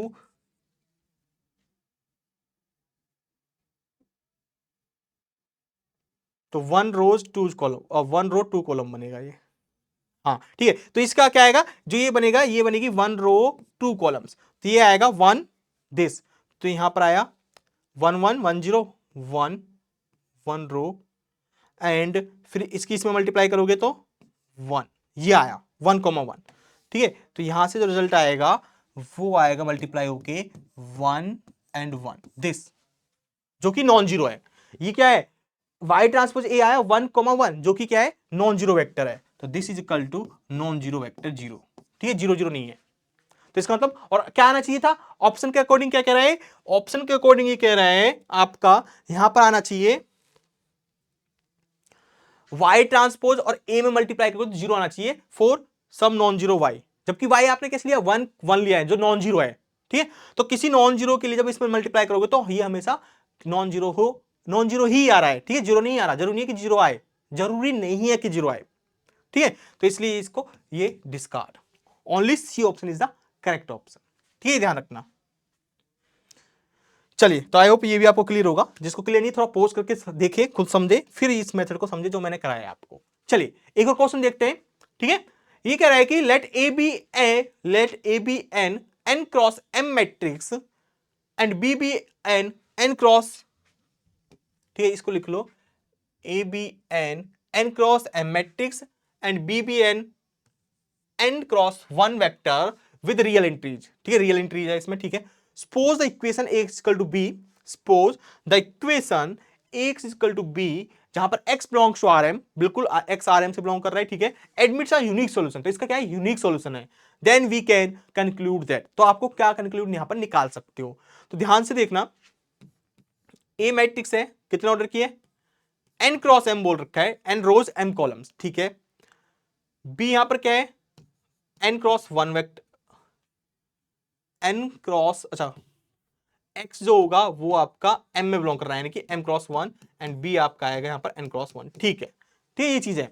अच्छा तो ध्यान से देखना, तो आपको यहां पर m और n में रिलेशन बताना है, तो कैसे बताओगे, देखो मैट्रिक्स क्या है n क्रॉस m की, तो इसके कॉरस्पॉन्डिंग जो ट्रांसफॉर्मेशन हो रहा होगा, कोई लीनियर ट्रांसफॉर्मेशन, वो कैसा होगा, यहां से क्या आते हैं डोमेन से कॉलम, तो कॉलम कितने यहां पर m, तो rm से rn पर जा रहा होगा, कहां से जा रहा होगा, rm से rn पर जा रहा होगा लीनियर ट्रांसफॉर्मेशन कोई, ठीक है। अच्छा ये क्या है कि जो इसका x equal to b x belongs to rm admits unique solution, तो अभी हमने देखा था जब ये इसके पास जो सॉल्यूशन होगा, अगर इसका सॉल्यूशन एग्जिस्ट कर रहा है, ठीक है, अगर सॉल्यूशन एग्जिस्ट कर रहा है तो वो हमेशा यूनिक सॉल्यूशन होता है, ठीक है, ये हमने देखा था अभी प्रीवियस एक क्वेश्चन देखा था, इससे मिलता जुलता हुआ ऑप्शन में x इक्वल टू b, अगर इसके पास क्या है, अगर इसके पास सॉल्यूशन है वो यूनिक सॉल्यूशन होगा, ठीक है। अच्छा इसके पास यूनिक सॉल्यूशन होगा, और कब होगा यूनिक सॉल्यूशन, इसका मतलब A X is equal to B has a unique solution, तो ये यूनिक सॉल्यूशन रख रहा है, ठीक है, ठीक है। तो इसका मतलब क्या होगा, इसका मतलब होगा जो रैंक ऑफ ऑगुमेंटेड मैट्रिक्स होगी, जो रैंक ऑफ ए होगा वो is equal to number of variable होगा, क्या होगा, नंबर ऑफ वेरिएबल, ठीक है, नंबर ऑफ वेरिएबल्स, और नंबर ऑफ वेरिएबल्स कितने हैं इसमें, ए मैट्रिक्स कितने की भैया n क्रॉस m की, तो नंबर ऑफ वेरिएबल यानी कि नंबर ऑफ कॉलम्स कितने यहां पर m, तो इसकी रैंक कितनी होगी, इसकी रैंक होगी m। तो इस मैट्रिक्स की रैंक कितनी है, ए मैट्रिक्स रैंक m आएगी, ठीक है, मैट्रिक्स रैंक आएगी m क्योंकि यूनिक सॉल्यूशन है। ओके, रैंक अभी ट्रांसफॉर्मेशन यूज होगा, यहां पर क्या होगा ट्रांसफॉर्मेशन यूज, देखिए आपको ने पढ़ा है m, अच्छा वैसे ही कर सकते हो, ट्रांसफॉर्म जरूरत ही नहीं है। रैंक कितनी आई यहां पर m, ए मैट्रिक्स की रैंक m आ रही है, इसका मतलब, और यहां पर ए क्या है, रैंक ऑफ ए क्या होती है, रैंक ऑफ ए होती है इन generally minimum of m comma n, ठीक है। यहां पर रोज उल्टा कर दिया, m की जगह n, n यहां पर क्या है रोज, m क्या है यहां पर कॉलम्स, तो इनमें जो मिनिमम है, तो इनमें जो मिनिमम दे रखा है वो क्या दे रखा है, मिनिमम दे रखा है यहां पर m, तो इसका मतलब क्या है, तो दिस इंप्लाइज ये क्या रखा है m क्या है मिनिमम है, यानी कि n बड़ा है, तो m हमेशा क्या है n से छोटा होगा, भाई इसमें जो मिनिमम आ रहा है वो m आ रहा है, इसका मतलब जो क्या n होगा बड़ा होगा या फिर बराबर होगा, ठीक है। तो m less than equal to n, तो यहां पर m छोटा होना चाहिए, तो कहां पर हो रहा है m less than equal to option B में, सिंपल इतना सा, ठीक है, इतना कुछ घुमा सकता है वो। बाकी और क्वेश्चन है, ठीक है, ये क्वेश्चन आप कर सकते हो, इसको भी देख लो, ये क्लियर होगा ना आपको। इस टाइप के क्वेश्चंस देखो रिपीट कर रहा है, ये कहना कि कंसेप्ट रिपीट कर रहा है, उल्टा कन्वर्स पूछ लिया इस बार। पहले हमको m ग्रेटर देन m कुछ इस टाइप का दे रखा था m greater than equal to n, और फिर हमसे पूछ रखा था कि क्या हो सकता है, यूनिक सॉल्यूशन होगा नहीं होगा, जो हमने ये यहां पर स्टेटमेंट ये यूज करी है, ठीक है। तो ये देखा, अब हमको ये दे रखा है और हमसे इस रिलेशन के बारे में पूछ रखा है, ठीक है। तो कंसेप्ट रिपीट होते हैं, ये भी पीवाईक्यूज है आपका, तो कंसेप्ट रिपीट होते हैं, कंसेप्ट रिपीट होते हैं, क्वेश्चन रिपीट नहीं होता, ठीक है। तो इस तरीके से ध्यान रखना। अच्छा नेक्स्ट क्वेश्चन था ये, इसको सॉल्व करो, ठीक है। आई थिंक ये लास्ट क्वेश्चन है हमारी क्लास का, ठीक है, क्या है हमारी क्लास का ये लास्ट क्वेश्चन है, ठीक है, लेकिन लिस्ट नहीं है, ध्यान रखना। बहुत सारे क्वेश्चन आप प्रैक्टिस कर सकते हो, पीवाईक्यू सॉल्व करना, सारे सिस्टम ऑफ लीनियर इक्वेशन में जितने भी क्वेश्चन आए ना वो आपसे सॉल्व हो जाएंगे। और ध्यान रखना सिस्टम ऑफ लीनियर इक्वेशन से दो क्वेश्चन तो हमेशा पक्का नेट के अंदर पूछता है, और जैम के अंदर भी कम से कम एक क्वेश्चन तो सिस्टम ऑफ लीनियर इक्वेशन से होता ही है, ठीक है। ये ऐसे है कि सिस्टम ऑफ लीनियर इक्वेशन से क्वेश्चन आता है 100%, ठीक है। अगर आपके नेट के अंदर दो क्वेश्चन आपको मिल जाएंगे, आपको ढूंढना पड़ेगा, तो लगभग एक क्वेश्चन 3 मार्क्स में, एक क्वेश्चन 4.75 में, यानी कि लगभग 8 नंबर का आपका सिस्टम ऑफ लीनियर इक्वेशन से क्वेश्चन आता है नेट के अंदर। और जैम के अंदर या तो आएगा 2 मार्क्स का या आएगा 1 मार्क्स का, ये दो क्वेश्चन भी हो सकते हैं, ठीक है। एक क्वेश्चन तो पूछता ही है इन जनरली, तो ये ऐसे टॉपिक्स आपको करा रहा हूं जहां से क्वेश्चन बनता ही बनता है, ठीक है। तो मोस्ट इंपोर्टेंट है ये। चलिए इस क्वेश्चन को बताइए, ये क्या, consider a homogeneous system of linear equation Ax is equal to 0, this is the homogeneous system, okay, where A is an m cross n real matrix, ठीक है, A क्या है m cross n, तो यहां पर हम ऑर्डर लिख लेते हैं m cross n and n greater than m, ध्यान देखना, और आपको साथ में क्या बोल दिया n greater than m, तो इसका मतलब क्या हुआ, जो इस मैट्रिक्स की जो रैंक होगी इसमें मिनिमम क्या हुआ, m मिनिमम हुआ, तो या तो वो m हो सकती है या m से छोटी हो सकती है, मैट्रिक्स की रैंक, मैट्रिक्स रैंक क्या हो सकती है, या तो m के बराबर होगी या m से भी छोटी हो सकती है, ठीक है। चलिए, then which of the following statements are true, तो कौन सी स्टेटमेंट ट्रू है, कह रहा है कि x equal to 0 has a solution, obviously true है। जो होमोजेनियस सिस्टम होता है वो हमेशा कंसिस्टेंट होता है, तो इसमें सोचने की जरूरत ही नहीं है, हैज अ सॉल्यूशन, बिल्कुल सॉल्यूशन रखेगा, या तो 0 या फिर नॉन जीरो, सॉल्यूशन जरूर होगा इसका। x equal to 0 has no non zero solution, ये कह रहा है कि नो नॉन जीरो सॉल्यूशन, कि ये नॉन जीरो सॉल्यूशन नहीं रख रहा, has no non zero solution, इसका मतलब ये कह रहा है अगर इसके पास zero solution, non zero solution नहीं है, तो इसका मतलब इसके पास जो सॉल्यूशन वो क्या है, ओनली जीरो इसका सॉल्यूशन है, ये हमें वेरीफाई करना है। X equal to 0 has a non zero solution, ये नॉन जीरो सॉल्यूशन रख रहा है, ठीक है, इसमें कह रहा है कि रख रहा है, नॉन जीरो सॉल्यूशन इसका है, यहां पर कह रहा है नहीं है। चलिए इसको वेरीफाई करते हैं, तो इन दोनों में से एक ही ऑप्शन ट्रू हो सकता है, दोनों तो नहीं हो सकते, ठीक है। तो क्या होगा, तो यहां पर ध्यान से देखो, rank of A this is less than equal to m, और आपके पास मैट्रिक्स क्या है m cross n, rows m है, कॉलम कितने n, कॉलम n है भाई, ठीक है, ध्यान रखना कॉलम कितने हैं आपके पास n है, तो this is less than equal to n column है, और m क्या है n से छोटा है, और n मतलब क्या है नंबर ऑफ वेरिएबल, एक तरीके से नंबर ऑफ वेरिएबल कितने यहां पर, जितने कॉलम्स हैं नंबर ऑफ वेरिएबल्स। तो ये स्टेटमेंट आपसे कंक्लूड निकल के आ गया यहां से कि rank of A less than equal to m हो सकती है, m के इक्वल भी हो सकती है, m से छोटी भी हो सकती है, ठीक है, और m जो है वो n से छोटा, आपको गिवन है कि m क्या है n से छोटा है, यानी कि n बड़ा है ना, तो आप इसको लिख सकते हो m छोटा है n से, और n का मतलब क्या होता है यहाँ पर नंबर ऑफ वेरिएबल्स, यानी कि जो मैट्रिक्स की रैंक आ रही है वो हमेशा क्या होगी, छोटी होगी, किससे, नंबर ऑफ वेरिएबल से। नंबर ऑफ वेरिएबल के इक्वल नहीं है, नंबर ऑफ वेरिएबल के इक्वल होती तो यूनिक सॉल्यूशन, यानी कि ओनली 0 इज द सॉल्यूशन। अब इक्वल नहीं है तो इसका मतलब छोटी है, तो इसका मतलब इनफाइनाइट सॉल्यूशन। इनफाइनाइट सॉल्यूशन मतलब क्या है, इनफाइनाइट सॉल्यूशन मतलब नॉन जीरो सॉल्यूशन इसका होगा, तो has a non zero solution, और ये वाला ऑप्शन गलत हो जाएगा क्योंकि ये नॉन जीरो सॉल्यूशन रख रहा है, राइट। सिंपल सी चीज, इतने सी चीज थी। एंड फिर क्या कह रहा है आपके पास, dimension of the space of all solution is at least n minus m। Dimension of the space, कौन से स्पेस की बात कर रहे हैं, होमोजेनियस सिस्टम की। तो इसका सेट ऑफ सॉल्यूशन होगा वो क्या होता है आपका, नल स्पेस।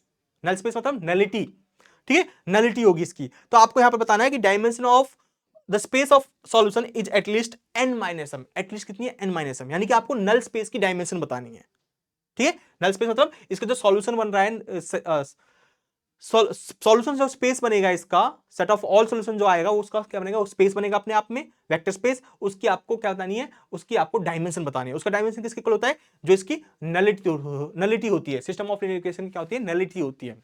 अच्छा, नलिटी कैसे निकालोगे, एक एक कॉरेस्पॉन्डेंस। चलिए इसको ध्यान से देखना।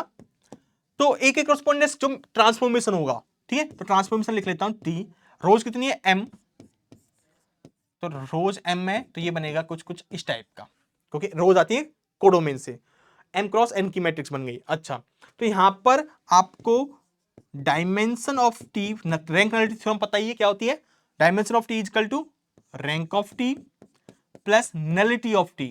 नलिटी मतलब जो सेट ऑफ ऑल होमोजेनियस, यानी कि होमोजेनियस सिस्टम का जो vector set of all homogeneous, set of all solution of homogeneous system, उसका क्या बनता है, अपने आप में स्पेस बनता है। उसकी जो डायमेंशन होती है उसको हम दिखाते हैं नलिटी से, ये मैंने आपको बता चुका पहले।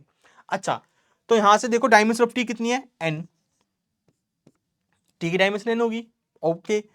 रैंक कितनी हो सकती है, इसकी मैक्सिमम रैंक कितनी है, ठीक है, इसमें बताना कि एटलीस्ट n माइनस है। तो एटलीस्ट क्या है, नलिटी एटलीस्ट बतानी है, तो इसको इस तरीके से देखो।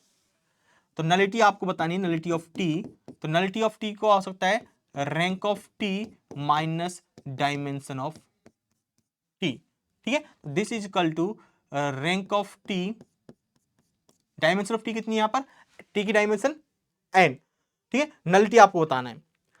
तो रैंक ऑफ टी ये आपका क्या है, एटलीस्ट कह रहा है कम से कम कितनी हो सकती है, तो जितने ज्यादा से ज्यादा ये होगा, तो रैंक ज्यादा से ज्यादा कितनी हो सकती है, इसकी m हो सकती है। टी की रैंक का मतलब मैट्रिक्स की रैंक, तो मैट्रिक्स रैंक ज्यादा से ज्यादा कितनी हो सकती है, m हो सकती है, क्योंकि m क्रॉस n है, तो इसकी जो रैंक है, क्योंकि m n से छोटा है तो इसकी मैक्सिमम रैंक कितनी हो सकती है, m। तो जब मैक्सिमम m जितना होगा, ये ऑल ओवरऑल कितना होगा, छोटा होगा। तो यहां पर नलिटी ऑफ टी जो होगा वो लेस देन इक्वल टू होगा कितना, जो मैक्सिमम कितना होगा, रैंक, तो रैंक टी की मैक्सिमम हो सकती है m, तो m माइनस n से हमेशा क्या होगा, छोटा होगा, ठीक है। सॉरी, एटलीस्ट कह रहा है ना, कम से कम, तो कम से कम this is greater than equal to m minus n, क्योंकि आपने मैक्सिमम लिया है, ये मैक्सिमम लिया है तो इसकी वैल्यू मिनिमम आएगी, क्योंकि मैक्सिमम में से आप घटा रहे हो, ठीक है। तो दिस इस तरीके से, तो dimension of the space of all solution is at least n minus m। कुछ गलत कर दिया क्या मैंने, n माइनस m,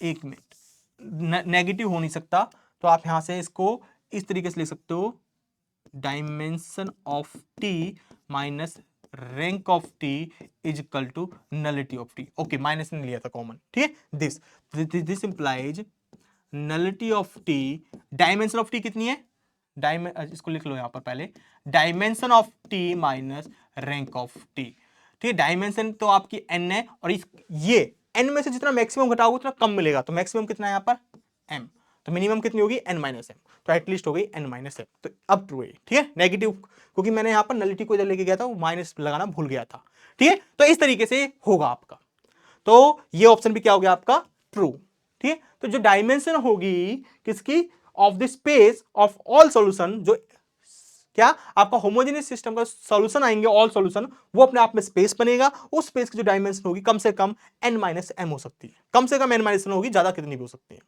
ठीक है। तो इस तरीके से आपको वेरीफाई करना है, सिंपल रैंक नलिटी थ्योरम का यूज करते हुए। तो रैंक नलिटी थ्योरम बहुत बहुत ही इंपॉर्टेंट है, रैंक न्युलरिटी थ्योरम कहीं ना कहीं रिलेट करके पूछ लेता है वो क्वेश्चन, ठीक है, ये याद रखना। तो मेनली आज हमने क्या देखा, किए आपके सबसे पहले क्वेश्चन प्रैक्टिस किए, और वो भी किस टाइप के, पीवाईक्यूज टाइप के और मोस्ट एक्सपेक्टेड क्वेश्चन, किस टाइप के क्वेश्चन बन सकते हैं आपके नेट के अंदर, जैम के अंदर एंड गेट के अंदर और अदर यूनिवर्सिटीज के एग्जाम के अंदर, ठीक है। तो ये है आपका सिस्टम ऑफ लीनियर इक्वेशन। तो इन्हीं टॉपिक के साथ आपका system of linear equation complete होता है। तो इनको पढ़ लेना अच्छे से, क्वेश्चन प्रैक्टिस कर लेना, तो आपका सिस्टम ऑफ लीनियर इक्वेशन से कोई भी क्वेश्चन नहीं छूटेगा, ठीक है। तो चलिए आज की क्लास को यहीं स्टॉप करते हैं। फिजिक्स वाला के साथ पढ़ते रहिए और आगे बढ़ते रहिए। Thank you.